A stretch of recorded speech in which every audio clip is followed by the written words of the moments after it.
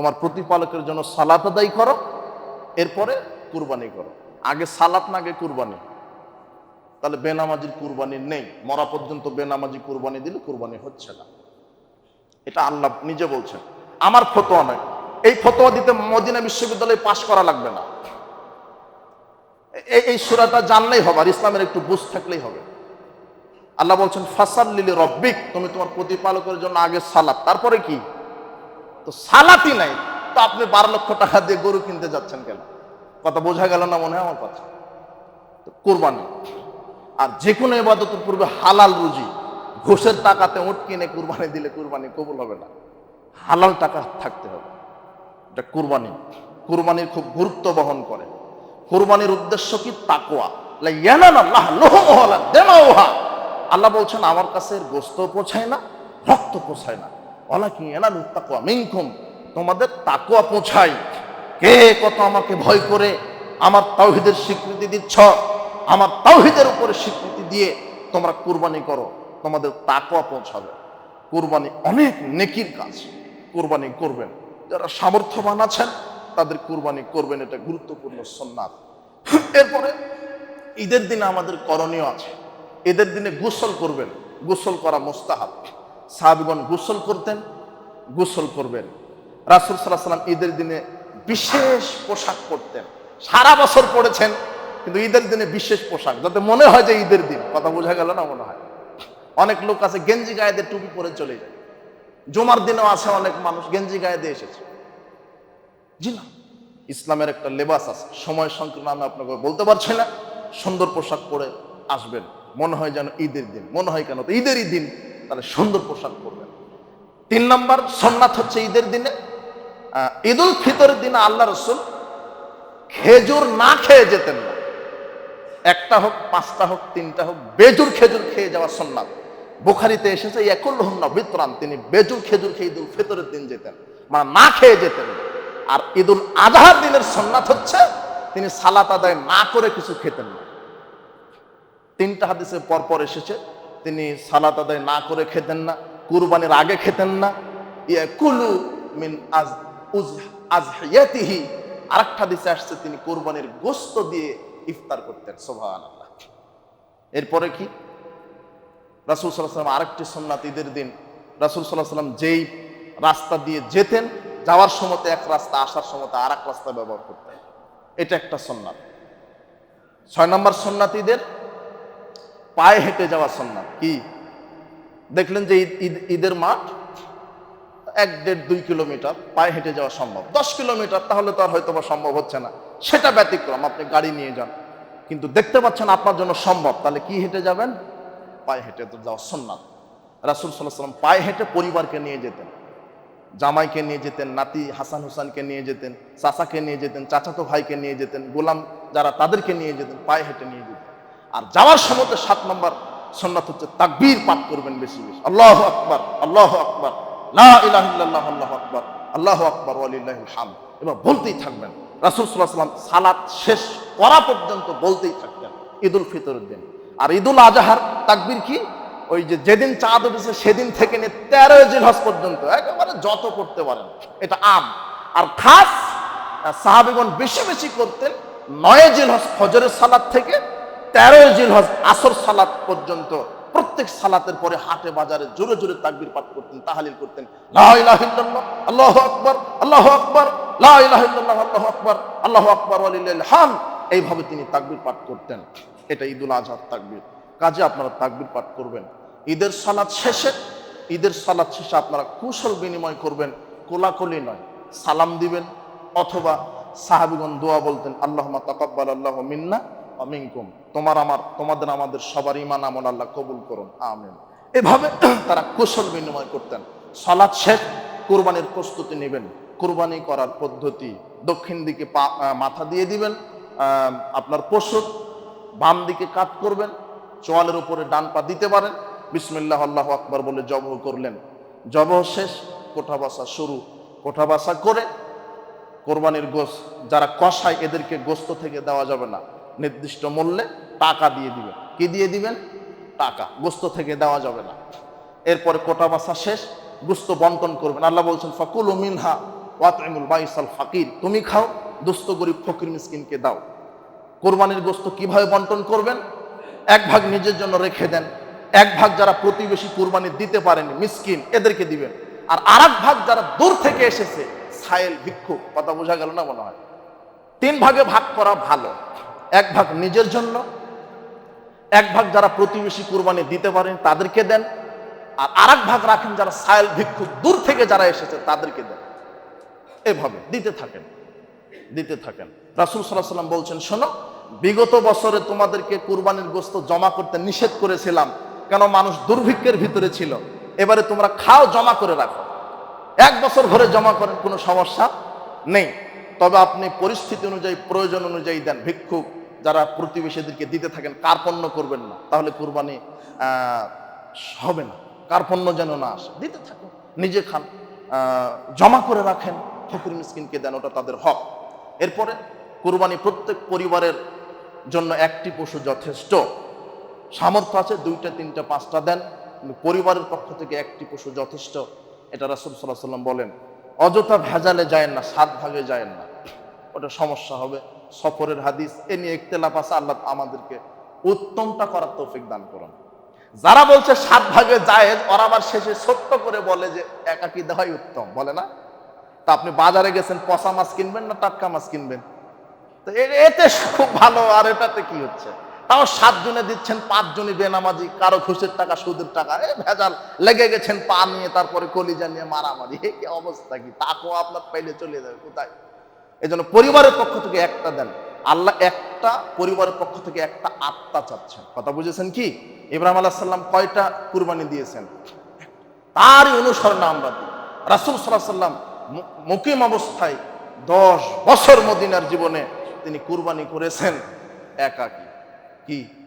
একাকী। আল্লাহ সুবহানাহু ওয়া তাআলা আমাদেরকে কোরআন এবং সহিহ সুন্নাহ সালাফদের বোঝ অনুযায়ী যাবতীয় আমল করার তৌফিক দান করুন, আমিন।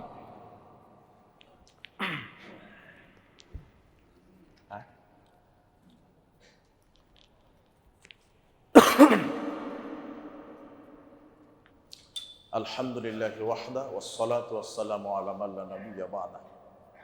আল্লাহুম্মা সাল্লি আলা মুহাম্মাদ ওয়া আলা আলি মুহাম্মাদ কামা সাল্লাইতা আলা ইব্রাহিম ওয়া আলা আলি ইব্রাহিম ইন্নাকা হামিদুম মাজিদ। আল্লাহুম্মা বারিক আলা মুহাম্মাদ ওয়া আলা আলি মুহাম্মাদ কামা বারাকতা আলা ইব্রাহিম ওয়া আলা আলি ইব্রাহিম ইন্নাকা হামিদুম মাজিদ। রব্বানা যালামনা আনফুসানা ওয়া ইল্লাম তাগফির লানা ওয়া তারহামনা লানাকুনান্না মিনাল খাসিরিন। ربنا لا تزغ قلوبنا بعد حق تقاته ولا تموتن إلا وأنتم مسلمون.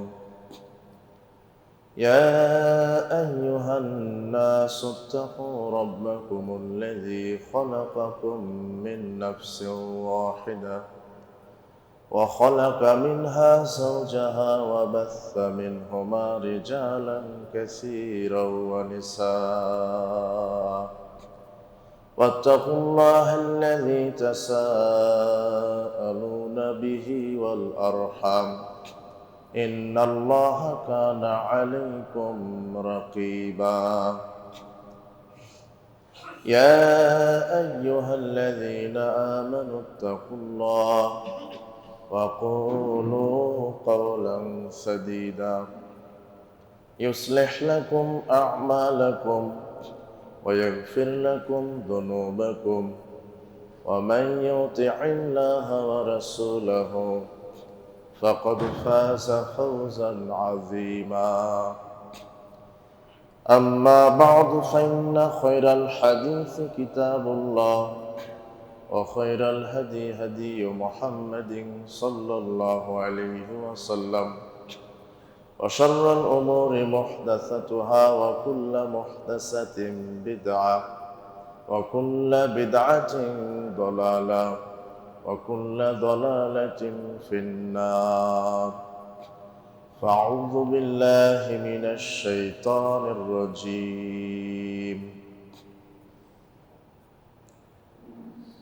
إن الحكم إلا لله.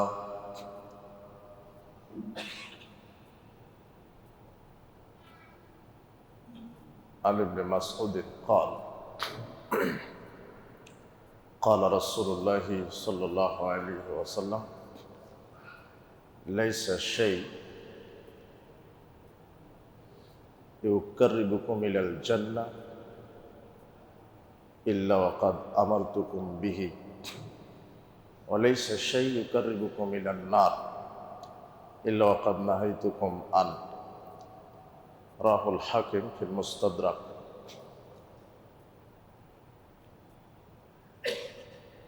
بسند صحيح. عن أبي هريرة قال قال رسول الله صلى الله عليه وسلم والذي نفس محمد بيده لا يسمع بهذه الأمة يهودي ولا نصراني ثم يموت ولم يؤمن بالذي أرسلت به إلا كان من أصحاب النار رواه مسلم.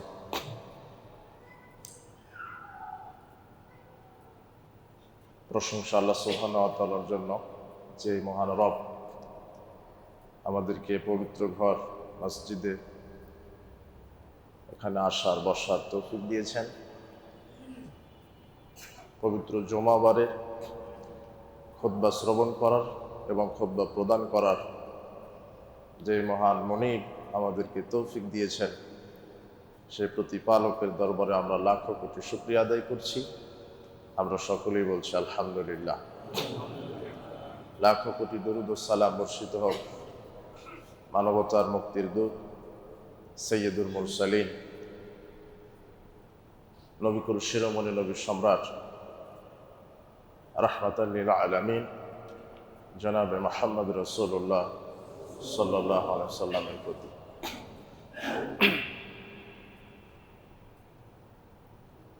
আমরা জিলহজ মাসে অবস্থান করছি।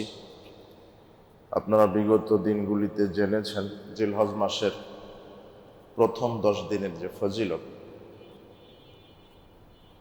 রাসূল সাল্লাল্লাহু আলাইহি ওয়াসাল্লাম বলেছেন দুনিয়াতে যত দিন আছে এর মধ্যে সর্বশ্রেষ্ঠ 10টি দিন হচ্ছে জিলহজ মাসের 10 দিন। আল্লাহ সুবহানাহু ওয়া তাআলার নিকট অন্যান্য দিনের আমল যত বেশি প্রিয়, এই 10 দিনের আমল তার চাইতে অনেক অনেক অনেক বেশি প্রিয়। তো এই 10 দিন আমরা বেশি বেশি সিয়াম রাখবো, কোরআন তেলাওয়াত করব, দান সাদাকা করব, আর হজ, কুরবানি, ঈদ, মৌলিক ইবাদতগুলি এই 10 দিনের মধ্যে আল্লাহ সুবহানাহু ওয়া তাআলা দিয়ে রেখেছেন। আলহামদুলিল্লাহ। তো আমরা এইভাবে জিলহজের এই 10টা দিনকে মূল্যায়ন করবো ইনশাআল্লাহ। আল্লাহ কবুল করুন, আমিন। আমরা সময়কে সামনে রেখে আমাদের যে কুরবানি ইদায়েন এ বিষয়ে কিছু আলোচনা করার চেষ্টা করব। তবে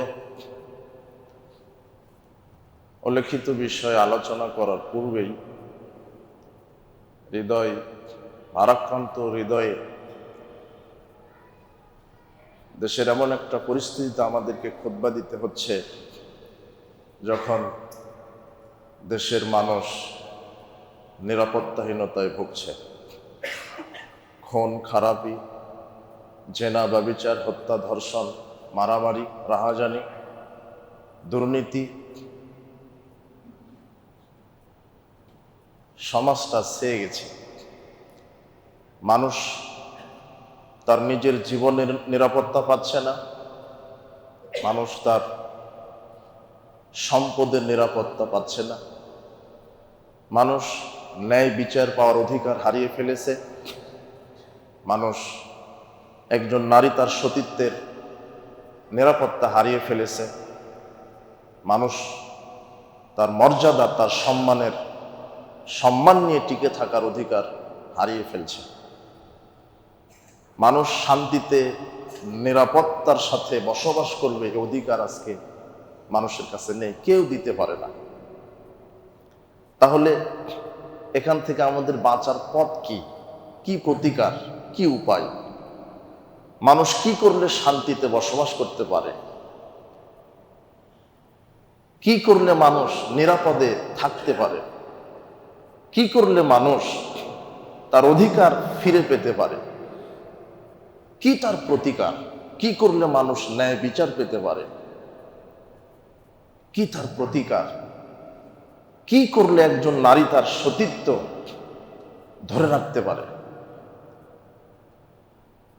আমরা বিগত কোন এক জমাতে সমাজ সংস্কারের উপর আলোচনা করতে গিয়ে বলেছিলাম যে 4 শ্রেণীর মানুষ যদি তাকওয়াশীল হয় আর বিধান যদি আল্লাহর থাকে তাহলে আর সমস্যার সমাধান কি হয়ে যাবে।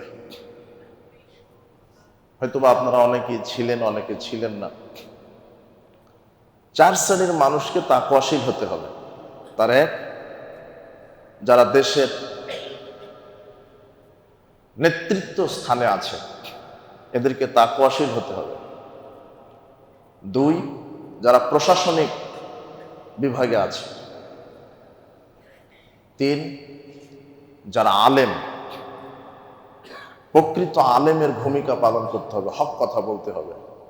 4, চতুর্থ শ্রেণীর মানুষ হচ্ছে তারা যারা শিক্ষক শিক্ষয়িত্রী, এরা তাদের দার্সে, মসজিদ, মাদ্রাসায়, হাই স্কুল, কলেজ, ইউনিভার্সিটিতে আল্লাহর বিধানকে তুলে ধরবে, ইমানি চেতনার কথা বলবে, ইসলামী মূল্যবোধের কথা বলবে।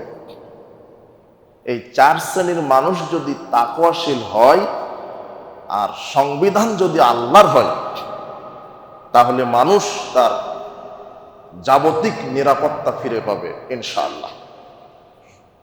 কিন্তু এই 4 শ্রেণীর মানুষের ভিতরে গলদ ঢুকে গেছে। তাকওয়াশীল মানুষ আজকে নাই।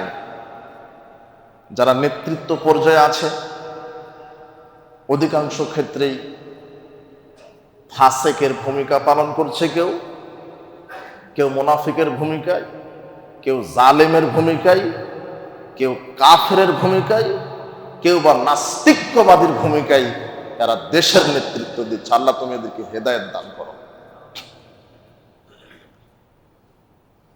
মানবাধিকার আজকে কোথায় গেছে? মানুষকে শান্তি দিবে বলে লিগ অব নেশনস তৈরি হয়েছিল, ওটা দিতে পারেনি।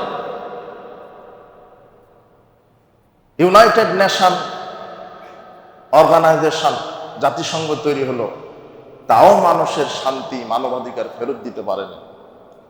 ক্যাপিটালিজম তৈরি হয়েছে, কমিউনিজম তৈরি হয়েছে, সেকুলারিজম তৈরি হয়েছে, পুঁজিবাদ তৈরি হয়েছে, ধর্মনিরপেক্ষতাবাদ তৈরি হয়েছে, সর্বশেষ বিস্ফোরা কাফের মুশরিকদের তৈরি করা এই ডেমোক্রেসি তৈরি হয়েছে। এই গণতন্ত্র মানুষকে তার অধিকার ফেরত দিতে পারে। গণতন্ত্র একটা ধোঁকাতন্ত্র, গণতন্ত্র একটা মিথ্যাতন্ত্র, গণতন্ত্র একটা জাহেলি তন্ত্র, গণতন্ত্র একটা প্রতারণা তন্ত্র। গণতন্ত্র মানুষকে কখনোই ন্যায় বিচার দিতে পারে না, পারেনি, পারবে না। গণতন্ত্র মানুষকে শুধু ধোঁকা দিয়েছে। গণতন্ত্র মানুষকে মিথ্যা প্রতিশ্রুতি দিতে পারে। গণতন্ত্র মানুষের অধিকার রক্ষার বদলে হরণ করতে পারে। কেন? মানুষের স্রষ্টাই তো আল্লাহ, মানুষকে পরিচালনা করতে পারে একমাত্র কে? আল্লাহ। সে জায়গাতে মানুষ যখন মানুষের দায়িত্ব নিয়েছে তখন মানুষ দিগ্ভ্রান্ত হয়ে গেছে। আর মানুষ মানুষের দায়িত্ব নিয়েছে এই কুফরি মতবাদের ভিত্তিতে। সেকুলারিজম, ডেমোক্রেসি, ক্যাপিটালিজম, এগুলি মানুষের তৈরি করা ভ্রান্ত মতবাদ। মানুষ তার অধিকার ফিরে পাবে একমাত্র আল্লাহর দ্বীন, জীবন ব্যবস্থা ইসলাম যতক্ষণ মেনে চলবে, যখন মেনে চলবে তখনই মানুষ তার অধিকার ফিরে পাবে ইনশাআল্লাহ। মানুষের স্রষ্টা আল্লাহ, আর আল্লাহ প্রদত্ত দ্বীন, জীবন ব্যবস্থার নাম কি? ইসলাম। ইসলাম যখন মানুষ সার্বিক জীবনে মেনে চলবে তখনই সে তার অধিকার ফিরে পাবে। আল্লাহ সুবহানাহু ওয়া তাআলা বলছেন, ইন্নাদ-দীনা ইনদাল্লাহিল ইসলাম। আল্লাহ সুবহানাহু ওয়া তাআলার পক্ষ থেকে মনোনীত দ্বীন, জীবন ব্যবস্থা হচ্ছে ইসলাম। ওয়া ইয়াবতাগি গায়রা ইসলামি দীনান ফালাইকবালা মিন ওয়া হুয়া ফিল আখিরাতি মিনাল খাসিরিন। যারা ইসলামকে বাদ দিয়ে মানুষের তৈরি করা অন্য মতবাদকে মেনে চলবে, ব্যক্তিগত জীবনে, পারিবারিক জীবনে, সামাজিক জীবনে, অর্থনৈতিক জীবনে, শিক্ষানীতি জীবনে, রাজনৈতিক জীবনে, রাষ্ট্রীয় জীবনে, যারা ইসলামকে বাদ দিয়ে মানব রচিত মতবাদ মেনে চলবে, ওয়া হুয়া ফিল আখিরাতি মিনাল খাসিরিন, তারা বিচার মাঠে জাহান্নামের অন্তর্ভুক্ত হবে। এই কথা আল্লাহ সুবহানাহু ওয়া তাআলা বলছেন।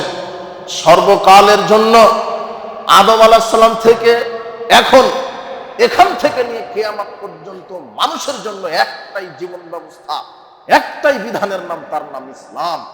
এটা মধ্যযুগীয় নয়, এটা সর্বকালের জন্য প্রযোজ্য, এটা সর্বকালের মানুষের জন্য যথোপযুক্ত ইসলাম।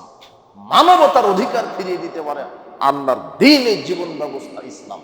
আল্লাহ সুবহানাহু ওয়া তাআলা বলছেন, আল ইয়াউমা আকমালতু লাকুম দীনাকুম, আমি আজকে তোমাদের জন্য তোমাদের দ্বীন ইসলামকে পরিপূর্ণ করে দিয়েছি।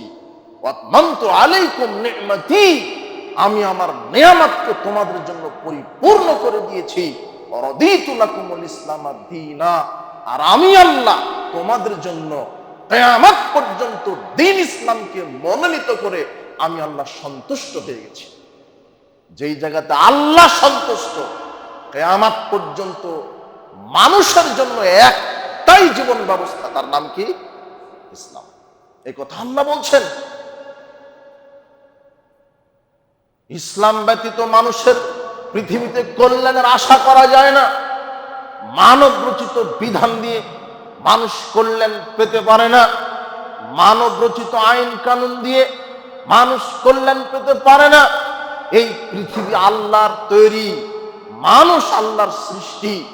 পৃথিবীকে পরিচালনা করতে গেলে, আপনাকে পরিচালিত হতে গেলে একমাত্র আল্লাহর বিধান, জীবন ব্যবস্থা ইসলাম ছাড়া বিকল্প কোনো পথ নেই। আল্লাহ সুবহানাহু ওয়া তাআলা বলছেন, আলা লাহুল খালকু ওয়াল আমর, সৃষ্টি যার, বিধান চলবে কার? আল্লাহ। কোরআন মাজিদের আয়াত, ইনিল হুকমু ইল্লা লিল্লাহ, বিধান একমাত্র আল্লাহ।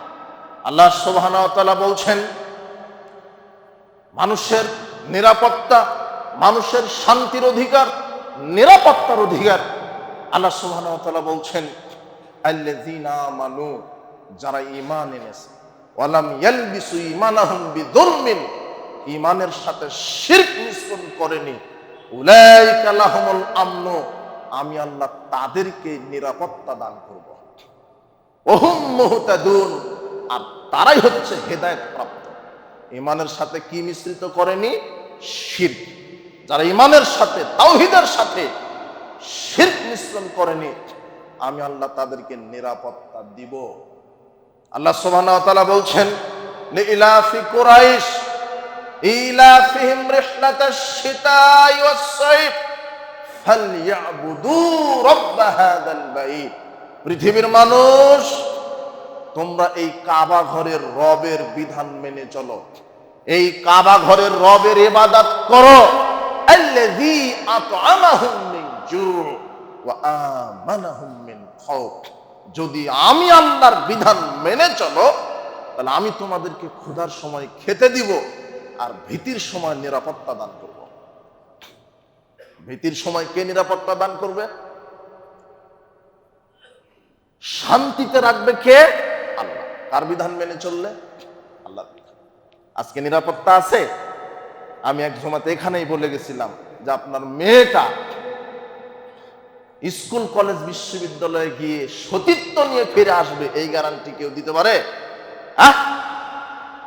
আপনার বাংলাদেশ সরকার আপনার মেয়েকে নিরাপত্তা দিতে পেরেছে?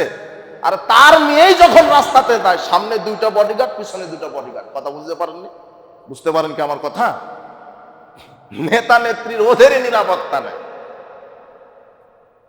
একজনের মেয়ে ধর্ষণ হচ্ছে, তো নেতার মেয়ে নাই, নেতাকে মনে করতে হবে যেটা আমারই মেয়ে ধর্ষণ হলো।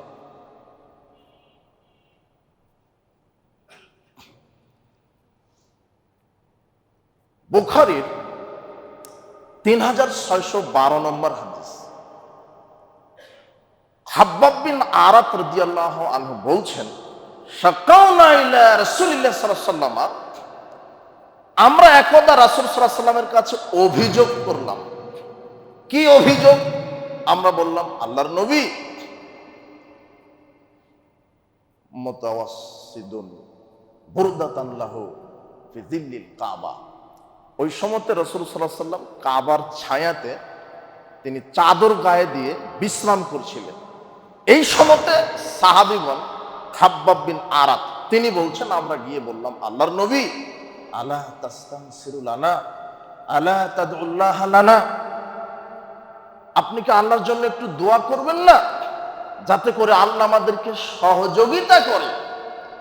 নবী করিম সাল্লাল্লাহু আলাইহি সাল্লাম বললেন, খাব্বাব শোনো, কানার রাজুলু মিন ক্বাবলাকুম, তোমাদের পূর্বে যারা পৃথিবীতে সমাজ সংস্কারক, যুগে যুগে নবী রাসূল আলেম ওলামা এসেছিল, তাদের উপরে নির্যাতন চলে এসেছে। এমন নির্যাতন, ইফারুলাহু ফিল আরদ, যারা আল্লাহর বিধানের কথা বলতো, রাষ্ট্রশক্তি তাদেরকে ধরে বুক পর্যন্ত মাটিতে পুঁতে দিত। ফায়ুজাউ আলা বিল মিনসার, করাত আনা হতো, মাটিতে বুক পর্যন্ত নবীদেরকে গেড়ে দেওয়া হতো,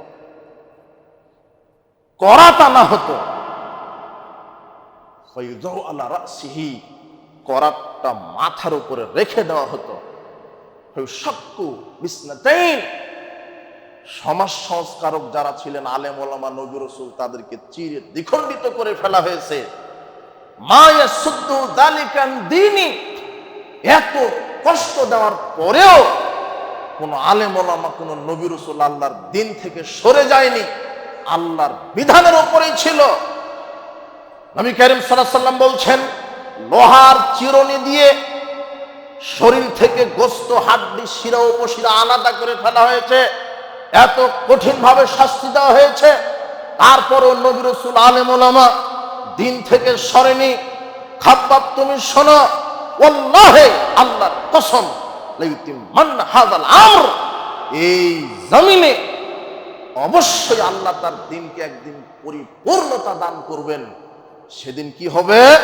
হাত্তা ইয়াসিরা আকিব মিন সানাইল হাজারামাউত, এই হাজারামাউত, ইয়ামানের রাজধানী হাজারামাউত, সানা থেকে হাজারামাউত পর্যন্ত রাতে দিনে মানুষ চলাফেরা করবে, স্বর্ণ নিয়ে, রৌপ্য নিয়ে, যুবতী, সুন্দরী, পরমা সুন্দরী, রমণী নারী চলাফেরা করবে। লা ইয়াখাফু ইল্লাল্লাহ, তারা আল্লাহ ছাড়া কাউকে ভয় করবে না। এমন একটা সময় আসবে, দেখবেন আজকে এই হাদিসের বাস্তব চিত্র আপনাকে দেখাই। প্রতি বছর, প্রতি মাস, প্রতি সপ্তাহ, প্রতিদিন ওই সানা থেকে, হাজারামাউত থেকে, ইয়ামান থেকে, জেদ্দা থেকে, মদিনা থেকে, তায়েফ থেকে, মুজদালিফা থেকে হাজার হাজার সুন্দরী রমণী নারী কাবা ঘর তওয়াফ করে একাকী এসে, একেবারে সূর্যের আলো ফেল, একেবারে চন্দ্রের সৌন্দর্যতা ফেল, টকবগে যুবতী নারী, একেবারে ডানা কাটা পরীর মতো যুবতী নারী কাবা ঘর তওয়াফ করছে। আশ্চর্য, আর একটা কথা আপনাকে বাড়াই, আরাফার পরের রাত্রি হলো মুজদালিফার রাত। কিসের রাত? মুজদালিফায়।